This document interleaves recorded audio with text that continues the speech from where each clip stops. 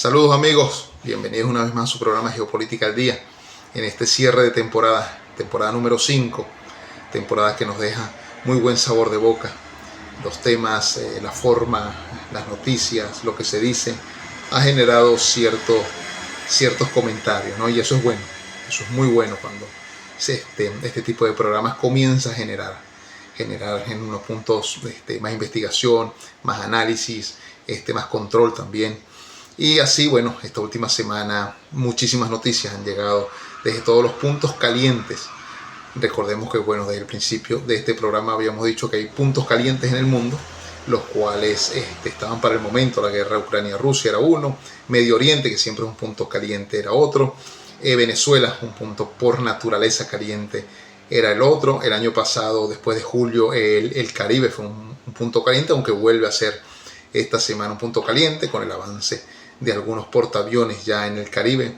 Se dicen las malas lenguas, dicen los analistas, dijo Marco Rubio, Marco I de La Habana, van por Cuba, ese es el fin. Esto ya lo han repetido muchísimas veces y no es como lo repitieron los otros 60, 70 años que iban a invadir Cuba para acabar con la Revolución Cubana. Solo que, bueno, la Revolución Cubana ya acabó con Cuba, ya la Revolución Cubana hizo lo que tenía que hacer. Ya cuando una revolución comienzan a morir los líderes o aquellas personas que la formaron, ya las siguientes generaciones tienen una visión distinta, tienen focos distintos de ver el mundo, tienen otros patrones psicológicos, hay una psicología social distinta, hay una psicología colectiva que los lleva a buscar otras cosas que creen ellos que son mejores, ¿no? Siempre conversamos sobre el capitalismo y su capacidad de congestionar algunas cosas y de convertirse en un híbrido para otras. El capitalismo puede jugar para cualquier bando, puede jugar incluso, lo hemos visto, para los gobiernos o para las revoluciones que dicen ser de izquierda, y han jugado fabulosamente ese papel, ¿no? Como lo dice Yuval Noah Harari, Yanis Varoufakis, el capitalismo se puede disfrazar de cualquier cosa y va a seguir siendo capitalismo y va a encontrar la forma de llevarnos a eso, ¿no? Hay nuevas formas. Él ve el mundo como un tecnofeudalismo en la actualidad, un tipo de feudalismo dominado en este momento por toda la inteligencia artificial o por todo lo que sea microelectrónico, así como lo repitió Fernando Mírez, chileno, por allá en los años 90, 2000, que nos deja una guía para ver el mundo actual, un mundo que pensaba uno que iba a llegar un poco después. Ya lo estamos viviendo, estamos en el control casi total del algoritmo, somos datos, la Big Data juega un papel importantísimo, estamos en la dictadura del algoritmo, vemos, oímos, queremos decir las cosas, comemos, incluso, bueno, para algunos la religión ya la dictamina este grupo, esta élite de la que siempre nosotros estamos nombrando. Pero esta semana en sí, de todos los sectores vinieron algunas noticias que es bueno desarrollarlas, que es bueno al menos hacerle algún comentario. La revolución microelectrónica íbamos a hablar hoy de lleno como un programa especial, pero nos toca también, bueno, tocar otros temas que son muy necesarios. Aquí tengo la agenda. Son sumamente necesarios conversarlo porque son temas de nivel nacional. Hablamos siempre de Venezuela, como de temas internacionales que está pasando en Europa, algo que, bueno, yo particularmente estoy indagando bastante sobre el tema, sobre esta migración desmedida que viene acentuándose ya al sur de Europa, que viene ya de África. Por ahí hay muchas visiones. La primera, recordemos toda la invasión europea en África, cómo esquilmaron África, con todas estas consecuencias, siento yo, que son directas de las invasiones norteamericanas a Libia, todas las invasiones norteamericanas a Medio Oriente, y con ello comenzó una nueva oleada. Recordemos que el éxodo más grande que hay en este momento en el mundo es de sirios y el segundo es de venezolanos, tal cual un país dominado por la guerra desde el año 2011, con una división de grupos los cuales fueron fusionándose con fuerzas armadas dentro de Siria, y fue uno a uno ir queriendo tomar el poder por encima de Bashar al-Assad, hasta que, bueno, la familia al-Assad decidió irse a Moscú, irse a Rusia, refugiarse allá y dejar un país que ya está en las manos sionistas, que está en las manos de la expansión sionista, de ese gran Israel que ellos pretenden hacer, que es casi para ellos bíblico, de formar que va el gran Israel desde el Nilo hasta el Éufrates, y eso lo van a ir logrando. Están trabajando para ello. Todos los días vemos cómo continúa Israel asediando a Gaza, cómo dispara en tiempos incluso de tregua, ¿no? Fueron contra Irán a partir del 28 de febrero y el tiro le salió por la culata. Decidió Irán a partir de esas 3 bombas atómicas que siempre nombramos nosotros, el martirologio, la tecnología misilística y por supuesto el más grande de todos, que es el estrecho de Hormuz, que con eso ha hecho que el mundo comience a respirar suavecito cuando se trata de hablar ahora de Irán. Irán ahora es un protagonista, es el nuevo protagonista, y no es que sea nuevo, ya en la antigüedad Medio Oriente ya dominaba el mundo, China dominó el mundo por muchísimo tiempo, lo domina nuevamente. Eso también lo vamos a traer a colación el día de hoy, la visita simbólica de Donald Trump a China, ¿no? Por ahí veía algunos memes. Bueno, si la humanidad tuviese la inteligencia para hacer memes, para hacer otras cosas, estaríamos nosotros muy bien. Decía que, bueno, el país más capitalista del mundo va al país más comunista del mundo para tratar temas de capitalismo o para que le resuelvan el problema. Y es que a eso fue Donald Trump, a que resolver algunos asuntos y a conversar sobre cómo dividirse o cómo repartirse el mundo. Por supuesto, siempre nosotros estamos insistiendo en lo que pasó el 3 de enero en Venezuela, porque fue una jugada, fue una estrategia militar que dio en el corazón político venezolano, que dio en el corazón que la capital, Caracas, que secuestró, que se llevó, que como ustedes lo quieran llamar, a Nicolás Maduro y a Cilia Flores de Caracas. Enhorabuena para todos los venezolanos que haya sucedido algo como ello. Ojo que esto ha traído otras consecuencias que, bueno, a veces parece más caro el remedio que la enfermedad, pero las consecuencias las estamos viendo día a día, ¿no? A veces nos preguntamos por qué se hizo eso para dejar a los mismos en el poder, y eso lleva un análisis más profundo, un análisis de ir, pues Estados Unidos por fin comprendió que en Venezuela sí hubo un gobierno, sí hubo 26 años de trabajo en los que rearmó grupos, en los que ubicó grupos de facto distintos a los que habían en todo el siglo XX, y por lo tanto, para ir desmontando cada uno de los grupos esos que tienen muchísimo capital, muchísimo dinero y que conocen muy bien Venezuela, pues por supuesto hace falta trabajo y hace falta uno de ellos. Y bueno, Delcy Rodríguez y Jorge Rodríguez se han presentado o se presentaron, así como, bueno, hay algunos archivos que van a comenzar a salir. Esa reunión en Doha, se presentaron como los mejores para ello, y poco a poco hemos visto cómo el trabajo ha sido cumplido al pie de la letra. El último fue el tema que ha tenido a Venezuela en los últimos días mediático, el tema mediático en Venezuela y en varias partes del mundo, que es el tema de Alex Naim Saab Morán. Muchas contradicciones a partir de aquí.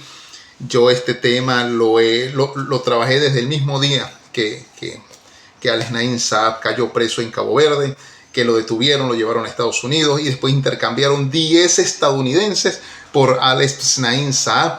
¿Quién era Alex Naim Saab? Aparte de todo lo que se dice, ¿no? Que bueno, fue aquella persona diplomática venezolana que pudo hacer las transacciones económicas, comerciales en el mundo para poder que a Venezuela en tiempos de bloqueo, en tiempos de sanciones, pudiese entrar al menos los alimentos.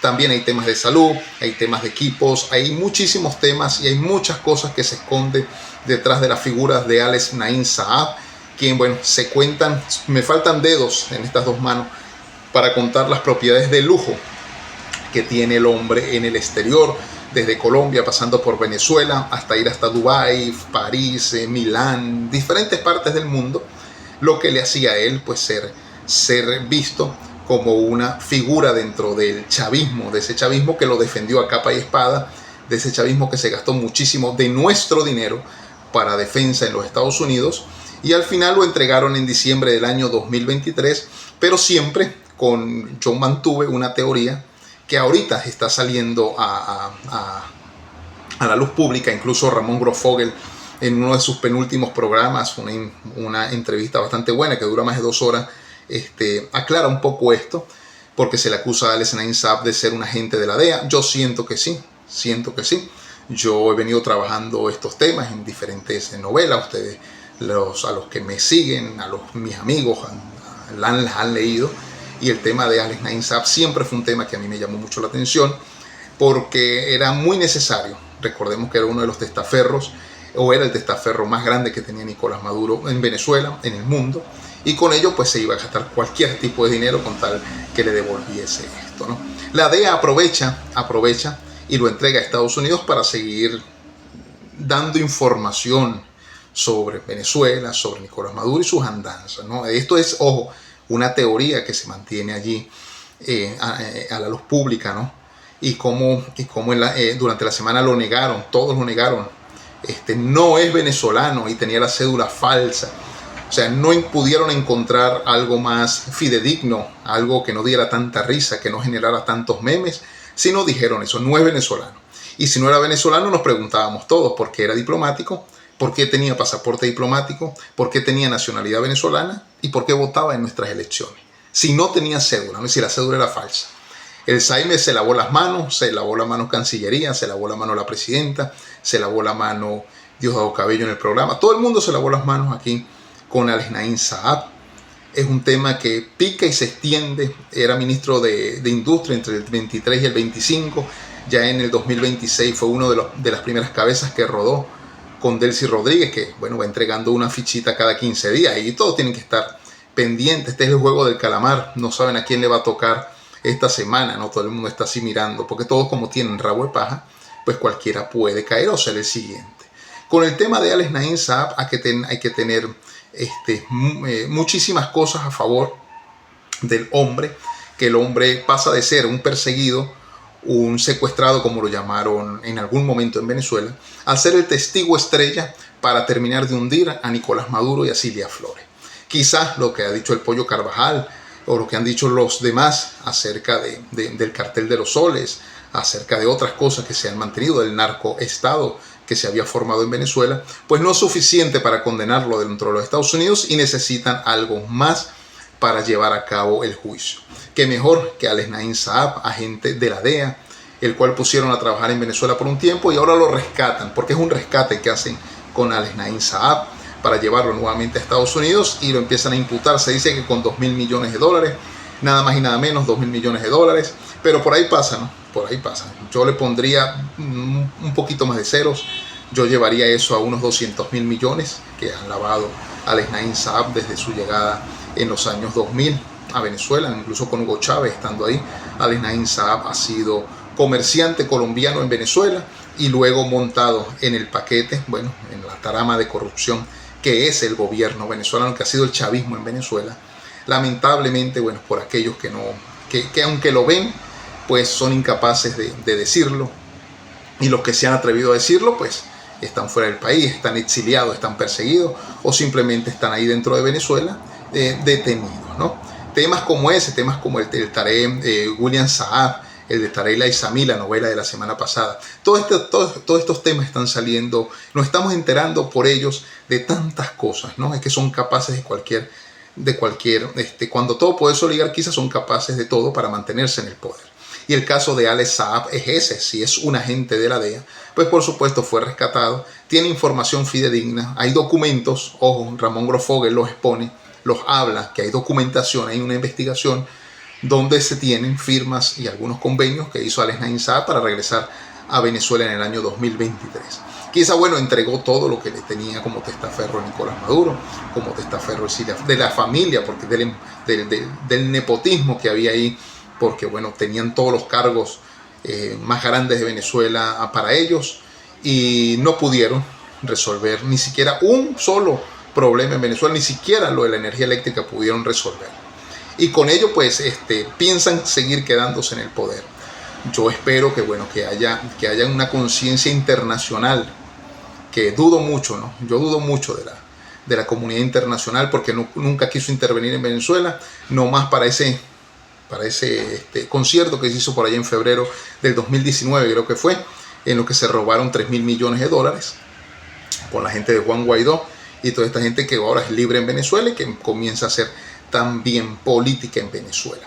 Por allí vi algún video de María Corina Machado anunciando la gran revolución educativa, muy buena por cierto la exposición, pero bueno, ya dio por allí, ya dio una puntada sin dedal, porque a las potencias como Estados Unidos, a las grandes potencias, no le interesa que su pueblo se eduque, a las potencias como Estados Unidos no le interesa que su pueblo avance, es más, no le interesa que ni siquiera se enteren de las cosas. Mientras más ignorancia, mejor, ¿no? Nos han dominado más por ignorancia que por la fuerza, dijo Simón Bolívar, y parece que es así, sigue siendo así. Y lamentablemente por los 25 años que luchó el chavismo en contra de los Estados Unidos, se acabó todo en 2 horas, va a seguir siendo así. Hablaba Alfredo Jalife Ramé durante la semana de que es lamentable que Venezuela primero no se haya defendido, como vemos hoy en día, cómo se defiende Irán, cómo se defendió Irán maravillosamente de las grandes potencias que tuvieron para acabarlo, y no, pudieron hacerlo, ¿no? Tuvieron en su mente la heroicidad de seguir manteniendo a Irán arriba, por encima de cualquier ideología, por encima de cualquier política. Irán estaba primero. Eso lo tienen muy claro los 75, 90 millones de iraníes, de chiitas que tiene Irán. No, eso está muy claro, en eso está en un concepto muy claro. Lo que está pasando en Bolivia, lamentablemente los medios de comunicación gobernados por una élite, pues no pueden pasar absolutamente nada de lo que pasa. Por ahí hemos visto, bueno, disculpen por el absolutamente, no quiero generalizar, algunas cosas hemos visto porque existen las redes sociales y todas las redes sociales son claves para destrabar un poco, para descentralizar un poco la información. Esto es terrible. Paz Castillo pensó él que quizá podía ser una revolución dentro de Bolivia distinta a la que hizo el segundo hombre más importante de la historia de Bolivia, que es Evo Morales. Después de Simón Bolívar, por supuesto, que la creó. Pensaron que era muy fácil doblegar a un pueblo como el boliviano. Estamos viendo cómo responde Bolivia. Recordemos Bolivia con el litio, con el agua y con el gas, con grandes reservas internacionales comprobadas de agua, de gas y de litio, pues por supuesto que es apetecible para las potencias. Pero esto es algo clave que también Alfredo Jalife Ramé siguió conversando durante la semana, que lamentaba muchísimo, bueno, que los Rockefeller volvieran otra vez a Venezuela. El entrevistador le pregunta que qué era Venezuela, qué pasó con Venezuela, y él dice, bueno, Venezuela en todo el siglo XX fue el rancho de los Rockefeller, y que lamentablemente ahorita después del 2026 seguirá siendo el rancho de los Rockefeller, más con la tecnología que piensan implementar en Venezuela, con la exportación y explotación de petróleo, que quieren llegar a casi a 4 millones de barriles de petróleo por los próximos 30 años. El plan es a largo plazo, cosa que es positiva para la economía venezolana, pero que tiene que acabar, por supuesto, con una idea, con un pensamiento. El chavismo nos llevó a tratar, a querer, en este momento, tener que vender la soberanía, vender la independencia a las grandes potencias. Nuevamente la ExxonMobil entrará a Venezuela a trabajar. El chavismo dirá que bueno, que eso es gracias a Delcy Rodríguez. Pero recuerden que están tutelados, hay un tutelaje total en Venezuela, y ahí quien gobierna, es cierto, son los Estados Unidos de Norteamérica, porque ellos solo obedecen, y lo estamos viendo con los hechos, estamos viendo con lo que pasa día a día, estamos viendo con quienes despluman de los canales que antes eran afines al gobierno, que siguen siendo afines al gobierno, pero los que tengan otro tipo de discurso, otro tipo de narrativa, están siendo cercenados y perseguidos. ¿Sí? Venezuela es un tema, seguimos hablando aquí de esto, seguirá siendo Venezuela, volverá a ser el rancho de los Rockefeller. Ya el mundo fue repartido, recordemos la gran América que quiere formar los Estados Unidos del siglo XX, por supuesto, una gran nación que vaya desde Groenlandia hasta Ecuador. Eso lo están buscando, por eso colocan, ¿no? Habla Alfredo Jalife Ramé de un desorden estratégico, y Donald Trump está jugando ese papel de desordenar el mundo, desordenar la economía, las sociedades, porque ya nos desordenaron, ¿no? BlackRock, que bueno, nos vendió a nosotros los venezolanos un ejemplo rápido de que Venezuela no servía para nada, y entonces impulsó la onda migratoria. Con esto no quiero decir que no habían variables y conflictos dentro de Venezuela para salir. Por supuesto que había hambre, corrupción, desabastecimiento, escasez, falta de medicina, falta de todo, y las personas intentó salir de Venezuela a buscar a buscar una salida, ¿no? Pero esa salida también, dentro de todo, habían redes que trasladaban gente por el Darién para llegar a Estados Unidos, habían redes que con esto, bueno, termino el tema de Venezuela y quiero meterme en un tema que me ha tenido esta semana, no preocupado, pero sí ya alerta, porque son los mismos patrones que vivimos en la Venezuela de post-Chávez o antes de la muerte de Hugo Chávez, una Venezuela poderosa en dinero, con grandes ventas de petróleo diario, con gran entrada de capital, y con ello pues cualquier revolución, hasta yo hubiese gobernado Venezuela tranquilamente con mucho dinero, ¿no? Cualquiera de nosotros, los que me está viendo, hubiese podido gobernar Venezuela con muchísimo dinero, porque era simplemente colocar el dinero donde se necesitaba, ¿no? Había otra forma de hacer política. Hugo Chávez trató de hacer la petrodiplomacia, trató de llevar el enfoque petrolero hacia otra cosa, solo que bueno, con quien se rodeó pues fueron los mismos que los depusieron del poder, y con quien jugó Nicolás Maduro son los mismos que lo deponen del poder. Entonces bueno, Delcy Rodríguez entiende y sabe, porque no hay una cosa más terrible para un traidor que bueno, estar buscando quién lo quiere traicionar, ¿no? Gómez vivió 27 años en Venezuela viendo traicionado a su compadre, a Cipriano Castro, y viviendo temeroso de que en cualquier momento algo podía ser, ¿no? Por eso estableció una férrea dictadura para ello, ¿no? Entonces, bueno, aquí estamos en el análisis de lo que pasa en Venezuela y tratando de relacionarlo con el mundo, pero lo que está viviendo en este momento, las oleadas migratorias que está viviendo en este momento Europa, no es casualidad, insisto, no es casualidad, aunque hablé al principio, Europa esquilmó África, robaron África, bueno, le hicieron de todo a África, así como hicieron en las colonias hoy americanas. Ahora vienen las consecuencias principales, porque es que las potencias hacen las cosas y luego comienzan a lavarse las manos, pero la misma consecuencia es de gravedad, ¿no? En algún momento se pensó en Joe Biden, lo pensó, lo analizó y por supuesto lo ejecutó, de levantar algunas sanciones para Venezuela, algún congelamiento de bienes para Venezuela, y fue la única forma después del 2021 de poder asumir un nuevo control en Venezuela. Se abrió un poco, se pudo vender petróleo y la economía venezolana fluyó mucho mejor a lo que venía fluyendo desde el 2014 hasta el 2020. En el 2021 hasta el 2023, 2024 funcionó alguna forma de cambio, los dólares se encontraban.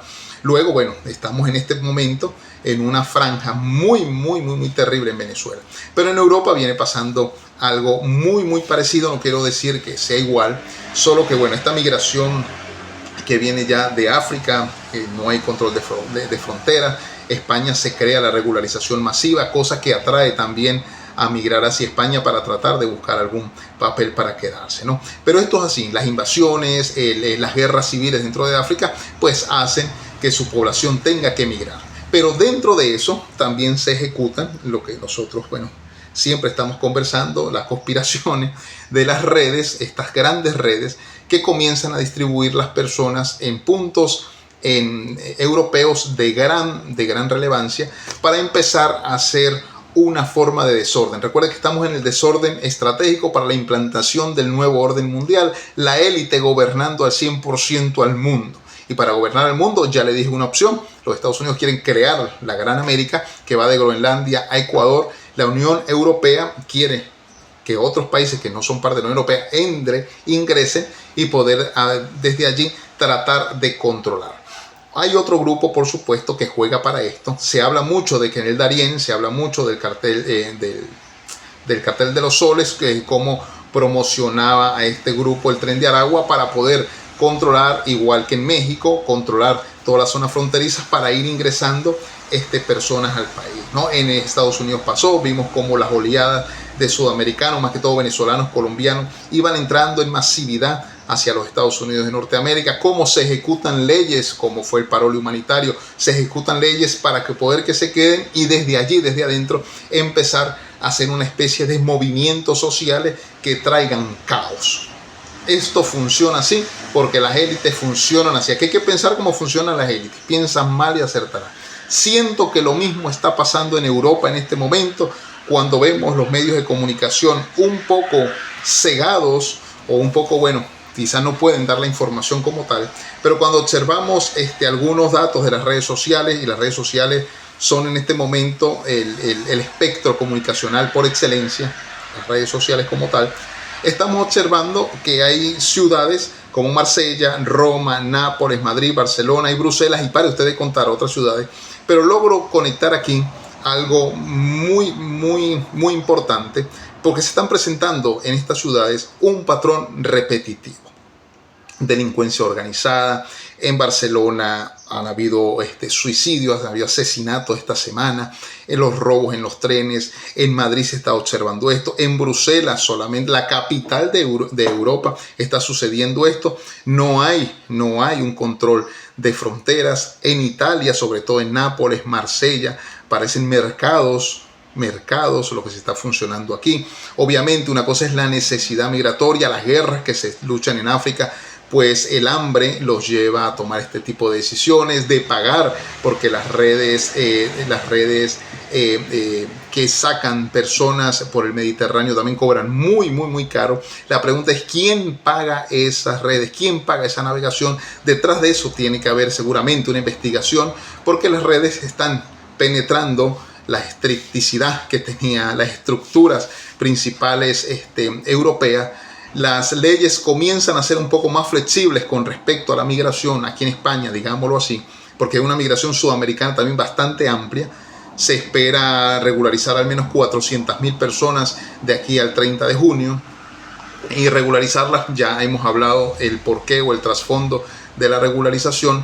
Pero aquí nos lleva este tema. Este tema apenas está comenzando para mí, ¿no? Aunque yo he estado analizándolo, tengo tiempo analizando las pateras, cómo llegan, dónde llegan, quiénes llegan, de dónde vienen, cómo llegan, cómo trabajan, en qué trabajan. Eso se supone que, bueno, es mano de obra muy barata, es mano de obra no calificada, es muy barata, pero están jugando con el hambre del africano, están jugando con el hambre de este tipo de sociedades para implementar ese nuevo orden, ¿sí? Yo desordeno para ordenar. Cuando se venga el orden es que nosotros vamos a comprender qué significaba esto, así como significa hoy en día la llegada de Donald Trump, porque Donald Trump llega a los Estados Unidos con un discurso elitista, con un discurso de deportación masiva, porque entiende que adentro ya está contaminado. Vean el fentanilo, simplemente con eso es suficiente para ver cómo la sociedad estadounidense entra en un proceso que no pensaba hacerse en sus estrictos planes, digo. Y aquí en Europa está sucediendo lo mismo. Vean imágenes, busquen Nápoles en la actualidad cómo está, Marsella cómo está, el mismo París cómo está Madrid, cómo está Barcelona, Roma también, incluso Lisboa. Estaba viendo algunas cosas en Portugal, porque me voy siempre ciudad por ciudad, analizando, tratando de investigar, tratando de leer a las personas que como yo sienten esta inquietud. Ojo, hay información clasificada sobre estos temas. Recuerden que aquí aumenta también otros negocios, el narcotráfico, armas, prostitución, nuevos medicamentos, poner a prueba nuevos medicamentos, digo. Aquí se juegan muchísimas cosas, ¿no? Muchísimas cosas. Y esto pues es un inciso que quería hacer en el programa hoy. Porque bueno, hay muchas cosas que hablar. Hay Bolivia, la revolución campesina por combustible, desempleo, y la figura simbólica que representa la revolución campesina de Evo Morales, los grupos dentro de Bolivia, en La Paz, en el Alto, en Santa Cruz, que ha sido siempre un territorio que ha querido separarse del Estado plurinacional de Bolivia. Y esto pues lleva también a enardecer, ya esto lo estudiamos, bueno, en diferentes novelas que yo vengo escribiendo desde el año 2017 sobre todos estos temas, y que en la actualidad, aunque está siendo muy en boga, pues ya nos habíamos adelantado en novelas como esta, por ejemplo. Y aprovecho y le hago hasta publicidad, Indicios, que habla sobre algunos temas como bueno, dentro del caos también, un plan para destruir Venezuela y la lucha para evitarlo. Esto es un libro que salió en el año 2019 en Colombia, se vende en Colombia, se está vendiendo ahorita en la Unión Europea, como se está vendiendo, bueno, las principales publicaciones que he podido hasta el momento ir recabando, ¿no? Hace 2 semanas publicamos el último. Yo vengo trabajando desde el año 2016 una trilogía, porque bueno, la pregunta es qué va a ser del siglo XXI, y no quiero llegar de manos atadas o con una venda, sin saber qué es lo que está sucediendo. Y después de comenzar la maestría en ciencias políticas en el año 2016, vinieron varios temas para trabajar la tesis y bueno, me enfoqué después del año 2016 al 2019, me gradué en el 2019 y en el 2021, etapa post pandemia, porque la pandemia fue un chip para toda la humanidad. En mi caso, bueno, quiero ver ahora qué viene después de la pandemia, porque hay un orden mundial que quiere establecerse, que quiere romper los patrones tradicionales y quiere instalarse de lleno en un nuevo mundo. Entonces, bueno, me llevó a leer El tecnofeudalismo de Yanis Varoufakis, maravilloso, y cómo ve el mundo después de la pandemia, tal cual con fecha y todo. Agosto del año 2020 cambió el mundo para Yanis Varoufakis. También, bueno, La revolución que nadie soñó, de Fernando Miris, y aquí hay una principal que es la revolución microelectrónica. Y esa revolución microelectrónica, en el 2004 me leí yo por primera vez este libro, y cómo 22 años después la cosa se está haciendo realidad. Ese es el programa que teníamos hoy preparado, la revolución microelectrónica, que es apoyado también de algunos textos, de algunos ensayos de Yuval Noah Harari, hacia dónde va la humanidad digital, la humanidad que ya va a dejar de ser un poco como la conocemos y de hacer lo que conocemos, ¿no? Y aquí vemos cómo los principales oficios, las principales carreras que se estudiaban en la universidad ya empiezan a ser relegadas por otra. Es que bueno, ya Japón lo hizo en el año 2017, comenzó nuevos pensum dentro de las universidades, excluyendo algunas carreras técnicas como literatura, poesía, historia tal vez, porque se enseñaban también en la etapa bachillerata, que para qué se iba a estudiar en la universidad. Japón dio pasos adelantados, China dio muchísimos pasos, dio más pasos que cualquier ser humano en la humanidad. Aquí en la humanidad parece mentira, ¿no? Que China haya hecho un plan y que todo se les esté dando tan perfecto. Simbólico, ¿no? Aquí hablamos también de simbolismo, lo que significó la visita de Donald Trump para China y lo que significó la visita de Vladimir Putin esta semana en China, cómo fue recibido alfombra roja. Ya con eso detectamos aquí ciertos patrones, que hay un grupo de poder, un grupo que ya incluso el GPS lo está dejando de utilizar. Están utilizando los localizadores satelitales de Rusia y China. Hablo de Irán. Irán, cada vez que utilizaba el GPS creado obviamente por la élite, pues era muy fácil detectar dónde tenía algún pozo, dónde estaba trabajando, dónde había algún laboratorio. Era muy fácil detectarlo. Luego que cambiaron el GPS por el localizador satelital chino, todo ha sido de maravilla para Irán. Irán, vuelvo y repito, aunque no lo digan los medios de comunicación, aunque Donald Trump nunca lo va a decir, ha ganado la guerra y la ganó siendo minoría. Incluso Kuwait, aquí yo lo había notado para hoy, Kuwait, Qatar y Omán ya pueden ser parte de una nueva alianza con Irán, de una nueva alianza que dé otra perspectiva de Medio Oriente. ¿Quién gobierna Medio Oriente? Va a ser la pregunta, ¿no? Antes decíamos Irán, Arabia Saudita desde el punto de vista petrolero, ¿sí? Porque sacar 9 millones de barriles de petróleo diario es muchísimo. Israel por esa potencia de armamento, la potencia militar que es y lo que representa con la expansión, y con quienes se juntan, ¿no? O sea, con quienes son sus amigos. Pero Irán aquí está volteando la tortilla. Irán aquí está demostrando que hay un grupo de poder que también tiene parte del mundo controlado. Y la visita de Donald Trump a China representó algo como esto. Representó muchísimas cosas, y no solamente Donald Trump, sino los 27 empresarios que lo acompañaron y que se reunieron con empresarios chinos, que ojo, hay 50 millones de multimillonarios en China. Esos se reunieron con esos 27 empresarios, y con ello, bueno, va a comenzar nuevos comercios, ¿ok? Entonces, bueno, te das pendiente de esto, todo es simbolismo. Aquí conversamos el tema, el día de hoy se me puede ir en esto, porque son muchos temas y quisiera abordarlos todos. Pero esta desorganización estratégica de la que habla el mejor geopolítico de habla hispana, que es Alfredo Jalife Ramé, nos abre las puertas para entender todo esto, ¿no? La semana pasada conversábamos nosotros sobre esta revolución microelectrónica y cómo la inteligencia artificial, redes sociales, viene asumiendo más poder cada día, ¿no? somos datos nada más, somos un dato, la Big Data. De mí conocen absolutamente todo, desde la hora que me levanto hasta la hora que me acuesto a dormir, cuál es mi trabajo, qué es lo que hago, qué redes sociales veo. Todo, absolutamente todo está planificado para que a mí me guste lo que ellos pasan, ¿no? A partir de aquí, y eso lo hace con las 8.000 millones de personas o con las 5.000, 6.000 que tienen acceso a la tecnología. Vamos a estar claro aquí que no todo el mundo también tiene acceso a la tecnología. Hay países muy pobres que no lo tienen, ¿no? Que lo quisieran tener, y por eso es que surgen otro tipo de revoluciones y otro tipo de paradigma. Ejemplo, Cuba. Volvemos con el tema de Cuba, volvemos con, ¿será la próxima invasión? ¿Qué habrá en Cuba a partir de que, bueno, ya se solicitó la captura, quizás este fin de semana, la captura sobre Raúl Castro? Ya el día de hoy cayó, no recuerdo el nombre, una mujer que era parte del lavado de dinero en Cuba. Cuba se ha prestado para muchas cosas en estos últimos 60 años.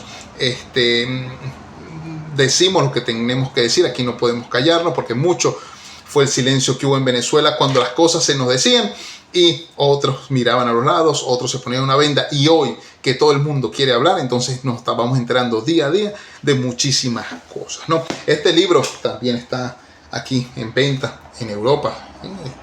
Venezuela, poder total y autónomo de un neoestado venezolano. Hay una concreción de un plan. Planteo yo aquí cómo fue la corrupción de Venezuela desde el punto de vista jurídico, desde el punto de vista del Tribunal Supremo de Justicia, quienes gobernaron y cómo utilizaron el CNE para asumir un poder total. Y es que en Venezuela con Nicolás Maduro había un poder total, había un nuevo estado que se formó y que para desestructurarlo va a tardar mucho tiempo. Vuelvo y repito, los grupos de facto chavistas que quedan en el país con muchísimo dinero, con muchísimo poder, con muchos anillos de poder, incluso con bancos en el exterior, con muchísimas empresas en el exterior, van a seguir gobernando Venezuela por un tiempo más al menos.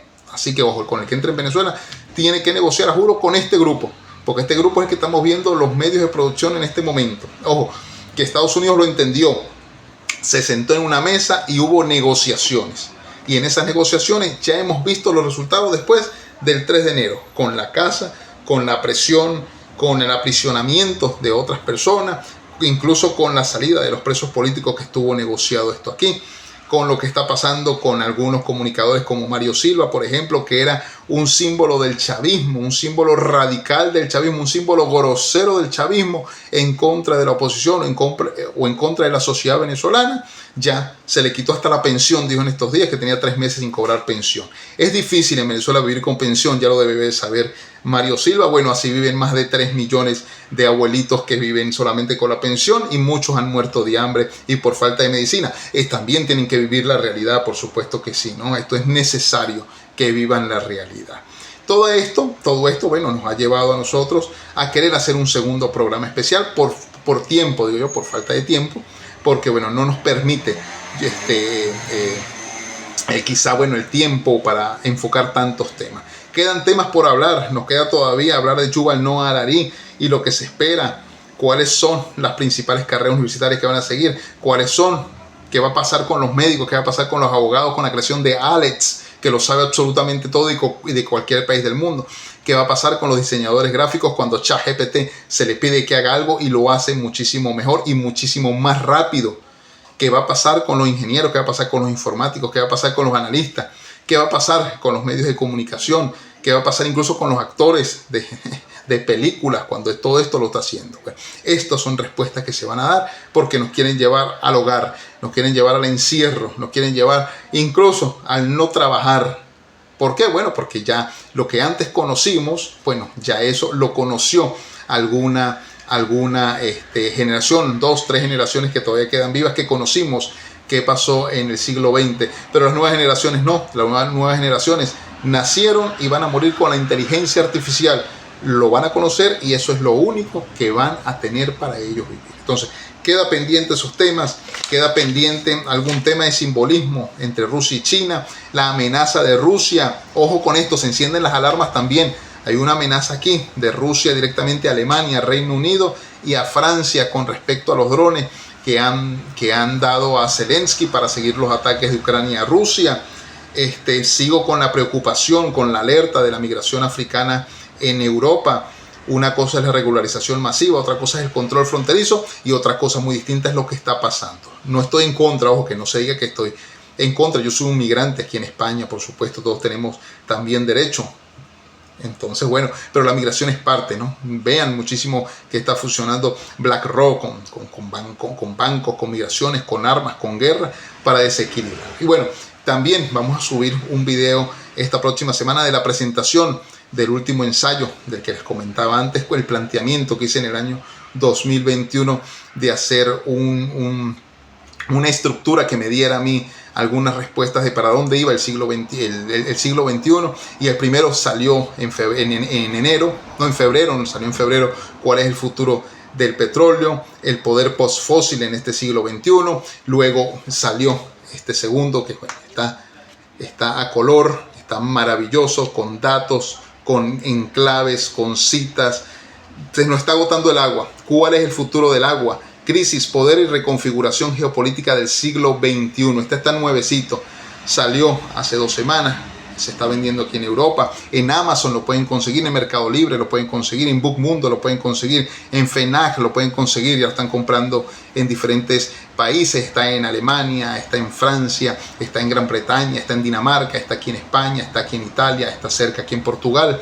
Se está vendiendo. Y el tercero, ¿cuál es el futuro del sistema monetario? Ya a finales de año, ya eso se está programando para tener la trilogía. Con esa trilogía yo doy algunas respuestas de para dónde va este siglo XXI, pero también le pregunto al lector para dónde va, cuál es el futuro del agua para nosotros, ¿no? En este libro se plantea el tema, 2 temas claves que fueron parte de la pasión desde el 2021 que empecé a recabar información y que aquí en Europa pues se terminaron y se están publicando. Una cosa es la hidropolítica y la crisis del agua, y por supuesto las guerras del agua. Para las guerras del agua también Alfredo Jalife Ramé tiene un libro maravilloso que son las guerras del agua. Pueden investigar allí qué está pasando con Bolivia en este momento, con la mayor reserva de agua dulce del mundo, con Brasil, con Venezuela, que tienen parte del agua dulce del mundo. Ojo con esto, que para allá vamos. Tenemos que descifrar para que no nos tomen hay un dicho que soldado avisado, ¿sí? Lo único que muere es por descuidado, ¿sí? En guerra avisada no muere soldado, y si mueres por descuidado. Está como el Chapulín diciendo yo aquí algunas cosas, ¿no? Me despido. 42 minutos de programa ya es más que suficiente. Nos quedaron varios temas por hablar, solo que bueno, que el tiempo vuela y no quiero extenderme más. Espero que estén muy bien. Saludos.